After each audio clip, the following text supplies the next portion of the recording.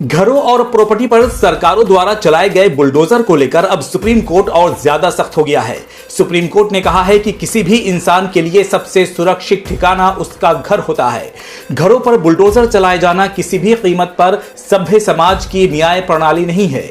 देश की सर्वोच्च अदालत ने ये सारी टिप्पणियां उत्तर प्रदेश के महाराजगंज में बुलडोजर एक्शन से जुड़े एक केस में की है। सुप्रीम कोर्ट ने किसी घर को गिराने से पहले सही से सर्वेक्षण, लिखित नोटिस और आपत्तियों पर विचार किया जाना समेत 6 कदम उठाने के निर्देश दिए हैं।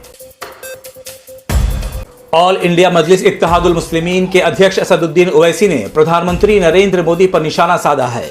उन्होंने पीएम मोदी के एक हैं तो सेफ हैं वाले बयान पर तीखी प्रतिक्रिया दी है।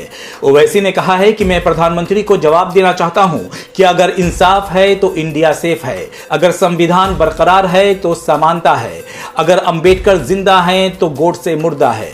असदुद्दीन ओवैसी ने कहा कि मोदी महाराष्ट्र चुनाव को मराठा बनाम ओबीसी बनाना चाहते हैं।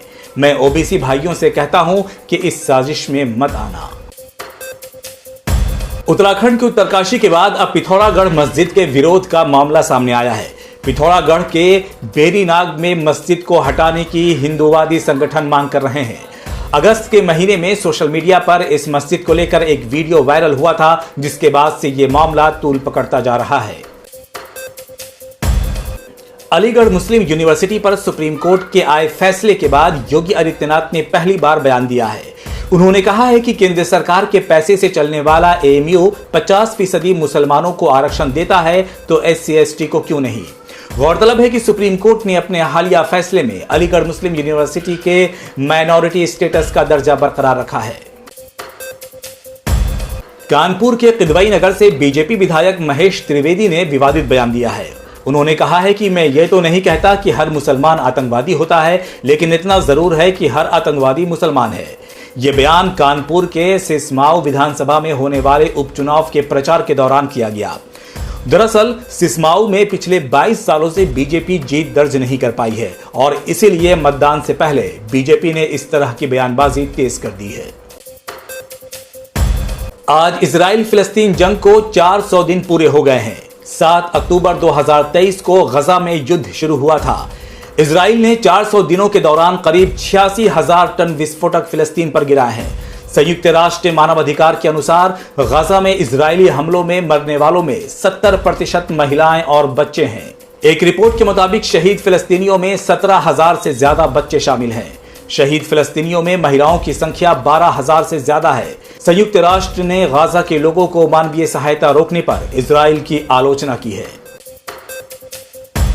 इजराइल की राजधानी तेल अवीव में सैकड़ों लोगों ने प्रदर्शन किया है। इन लोगों ने नेतन्याहू सरकार से सवाल किया है कि इजराइल फिलिस्तीन जंग के 400 दिन पूरे हो चुके हैं, लेकिन अब तक बंधक क्यों नहीं रिहा हुए। इस प्रदर्शन में बंधकों के परिवार अपने प्रियजनों के अपहरण के 400 दिन पूरे होने पर प्रदर्शन का नेतृत्व कर रहे थे। ये लोग इस बात से भी नाराज थे कि योआव गैलेंट को रक्षा मंत्री के पद से क्यों बर्खास्त कर दिया गया। दरअसल योआव गैलेंट बंधक युद्ध विराम समझौते के समर्थक थे। कतर ने इजराइल और हमास के बीच संघर्ष विराम और बंधक रिहाई वार्ता में मध्यस्थ के रूप में अपनी भूमिका निलंबित कर दी है। कतर ने कहा है कि जब हमास और इजराइल बातचीत की इच्छा दिखाएंगे तो हम अपना काम फिर से शुरू करेंगे।